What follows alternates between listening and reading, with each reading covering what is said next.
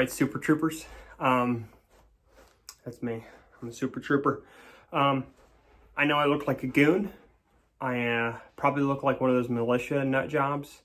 But you guys motivated me to get out in my kit that I posted about and see how it worked. So it's nighttime right now in West Virginia, and Whiskey needed a hike, and I needed one too. So I decided to kit up in all my LARPing gear and get out there and see how it felt. This is a new belt kit for me. I am new to the belt kit stuff. I posted a video about it before. It's kind of a hybrid kit, some multicam stuff that was made by Tactical Tailor. Really like that, but it's not a traditional belt kit. So this is it. I'm gonna doff this equipment and we'll get into it. Now, before I take this M81 Woodland awesomeness off, I wanted to talk about my first line kit. First line kit is stuff that is directly on you. Generally, sometimes so people consider a fanny pack first line kit. You do you. But in this case, what is directly on me in my pockets, in this pocket here, I have my old school Kamenga compass. It's dummy corded to one of the button loops, so I don't lose it.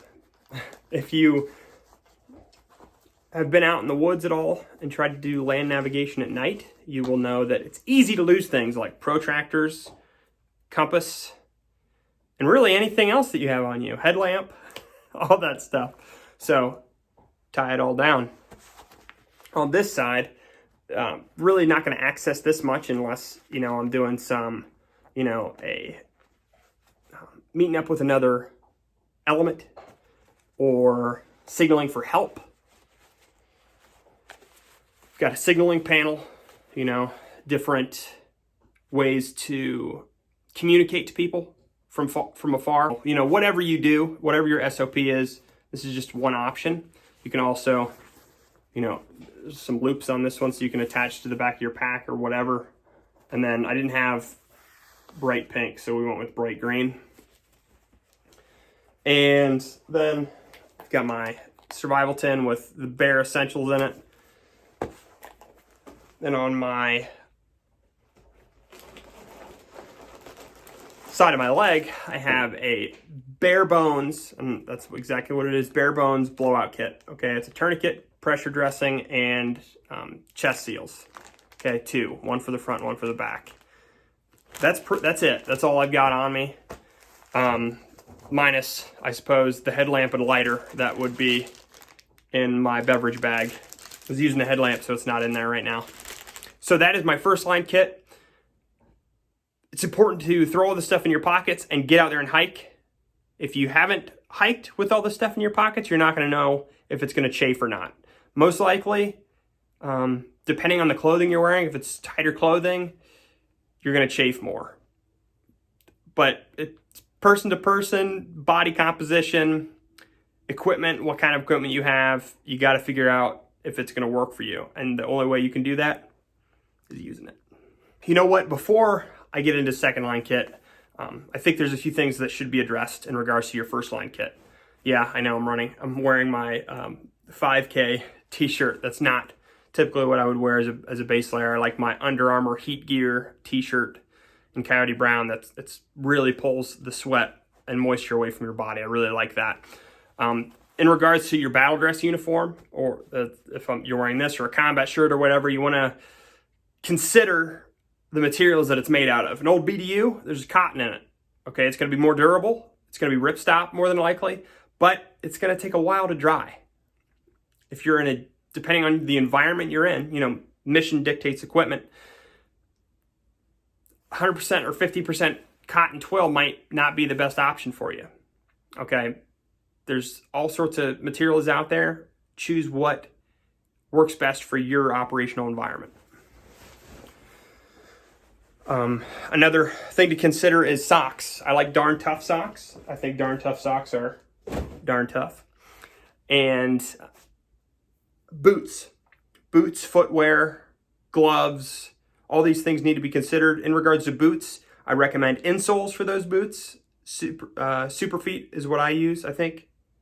Yeah, I think Superfeet's the brand. I'll annotate it here.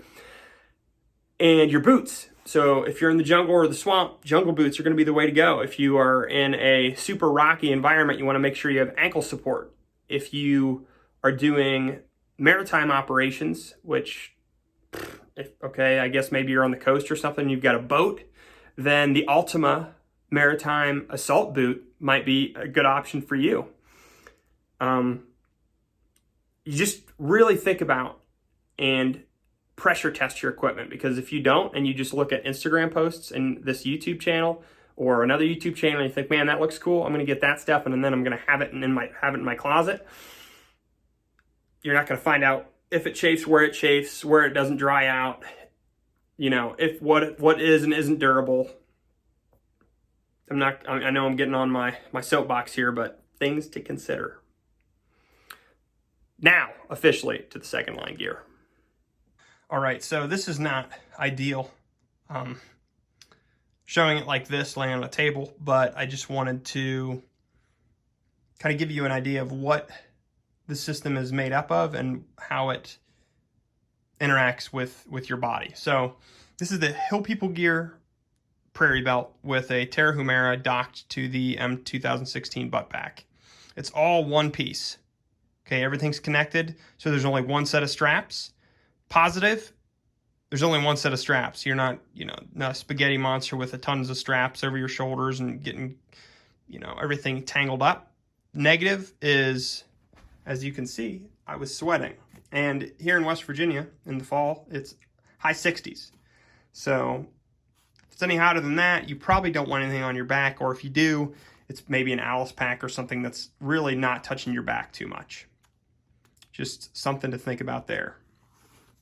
The Prairie Belt's really great. It's wider, as you can see, so it carries a weight really well. But again, if it's hot, jungle, swamp environment, this might not be the best option. Maybe in very minimal Alice setup, maybe that's the way you're going to go. But for fall, winter, in the Northeast, Northwest, Northern United States, this I think would really, really do well. So let's get to the other side of it. All right, so the belt kit. From left to right, I have a general purpose canteen pouch, has 4 magazines in it. I have a 1 liter bottle in the Hill People Gear bottle holster, the M2016 butt pack with a admin pouch and poncho, Glock field knife, another liter bottle, again both of these with duct tape, and another general purpose canteen pouch with 4 magazines. On the top, I have the Hill People Gear Tarahumara docked to the butt pack, and it has some more sustainment and other pieces of equipment in it. To give you a better idea of everything in the belt kit, not to include the Tarahumara, I wanted to lay it all out. So what you guys are seeing right here, got 3 chem lights, duct tape or Gorilla Tape on a thing of insect repellent, map markers, and hand sanitizer in there. Sorry for the shadow. Right in the rain, Glock field knife, the water, mags, poncho, canteen cup, 2 extra gallon bags, energy gels, extra headlamp because those break and get lost, with batteries, another small survival kit with just some bare minimum stuff in it to supplement what I have in my first line kit, and some 550 cord.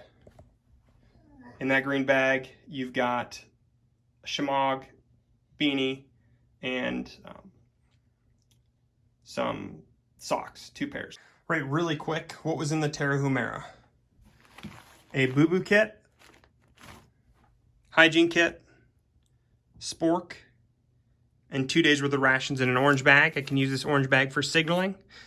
All the food in there is non-cooked, so I do not need a stove or a fire. The spork, it's heavy duty. You could use an MRA spoon, but it works. You can either, if you had MRAs, you could pack your crap out. That's a thing. I have never done it, thankfully, never had to. But you need to not be a surface shitter, because if it's in a training area, you suck.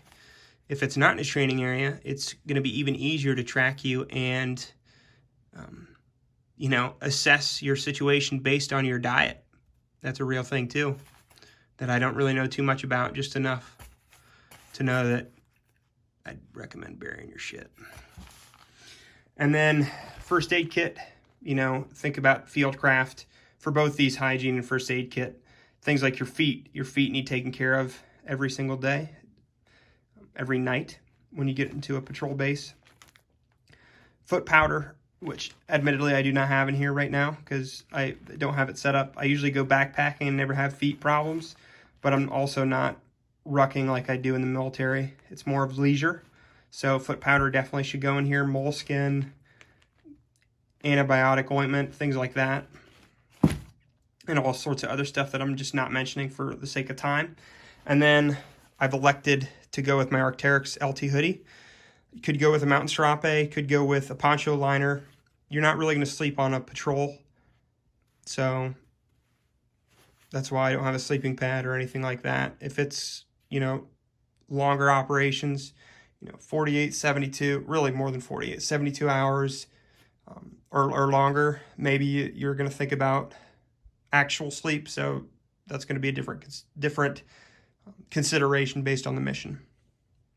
All right, there are a few things I didn't mention. In here, in the snivel gear, I've also got a buff and an extra pair of tactile gloves for when your first pair is going to get wet. In here, I have got, which you saw in the last clip, some bug spray, Right in the Rain, notepad, map markers, admin things, and camo compact would also go in here with my bug spray. Why'd I put bug spray and all that in here? Easily accessible. You should know where all your kit is all the time, and you should be able to pack it up relatively quick, you know, really in under 5 minutes if you had all this stuff out, but in under, you know, 2 minutes if you've got, you know, your poncho out or you know, just different pieces of kit out. You should be able to put it away very quickly and get on the move in a moment's notice. So pardon me, my gimbal died, so this isn't going to be as quality, but I'm just going to keep rolling, all right? So a lot of this right here, what you're seeing is, well, all of it is mission dependent. So environment is going to dictate what you need to take, and the mission is going to dictate what you're going to need to take. So if it's over 48 hours, you're going to need more than that little assault pack Tarahumara. You're going to need an actual rucksack. This is a medium Alice Ruck. I really love this one. You can attach pouches to the outside of it. You can put a dry sack with extra insulation on the top. You can put your e-tool on there. You can put extra 2-quart canteens on each side, extra ammunition, extra everything. You need more stuff because you're going to be out longer.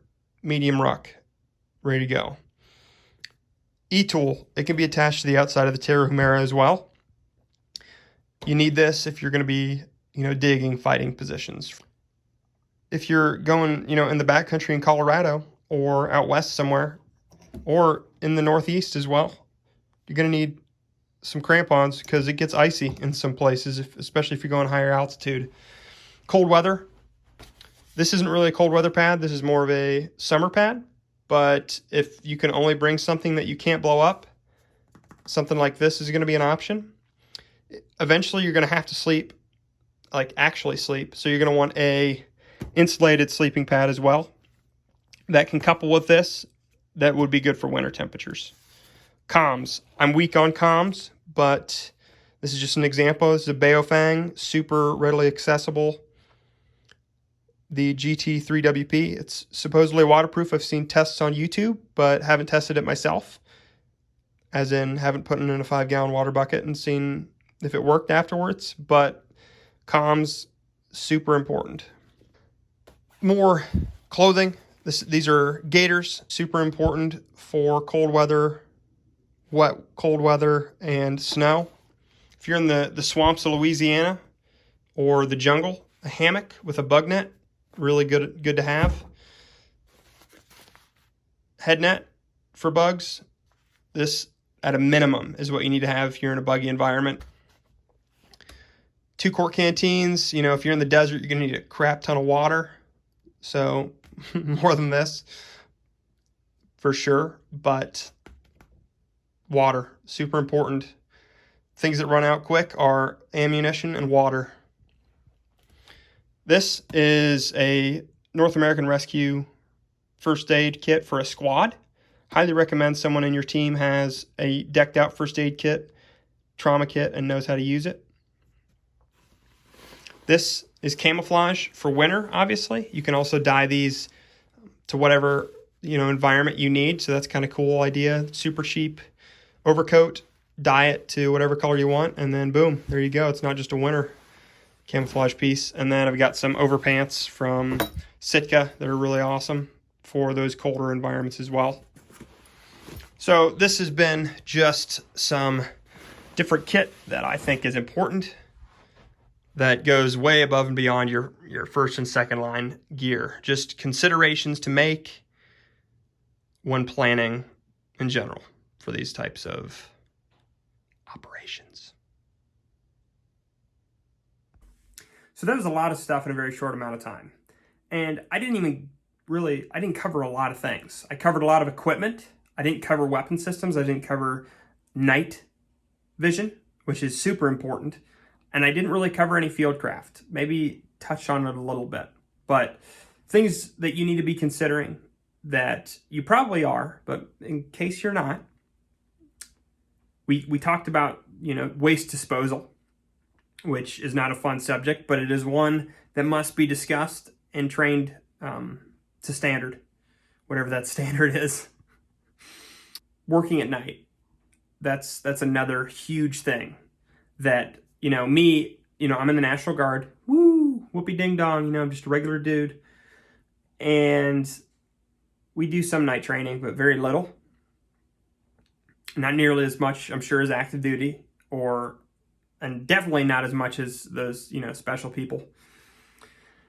But just walking tonight in the dark, without nods, without a light on, just walking down a road was tough enough. Like, obviously I could walk down the road pretty easily.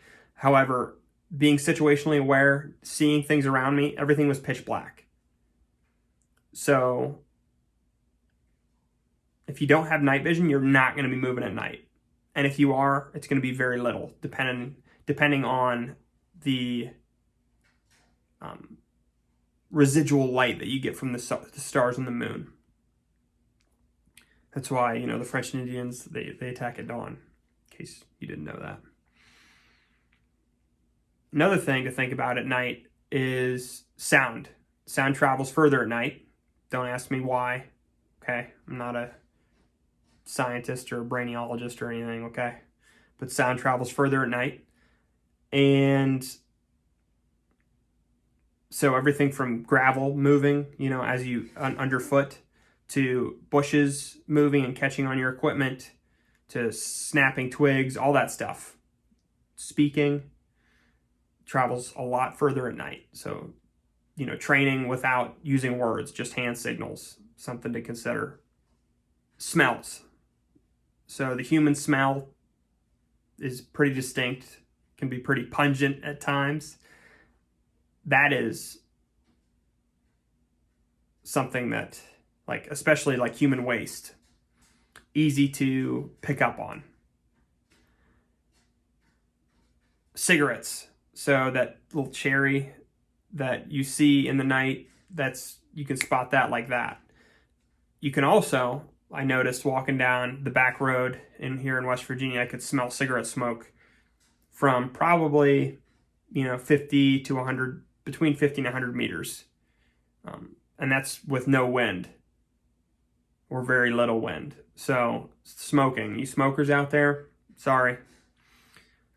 Just another thing to consider. camouflage. So not just your BDUs or whatever, but whatever you're wearing under what it looks like under night vision is going to look completely different than what it looks like to the naked eye.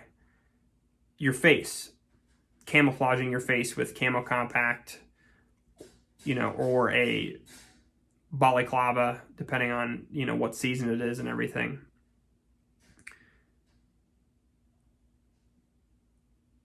Fieldcraft, like hygiene, you know, that you can talk about it, but until you do it, you don't know.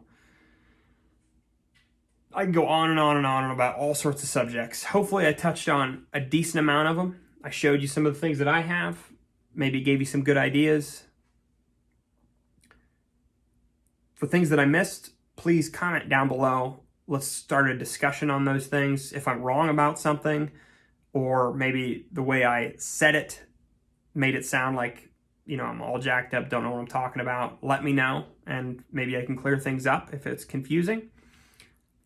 These things are all super important, and we don't learn about them enough, we don't train them enough, we don't discuss them enough. So I thank you for being here. This has been an episode of Adapt or Die, where the backcountry and tactical meet. I just want to remind you that if you don't train on these things, if you don't learn about these things, then you are not prepared. We need to get there. We need to train hard. We need to get after it. Continue to get after it. Thank you, guys. I'm pointing a lot. Very serious. Appreciate you guys. We'll see you next time.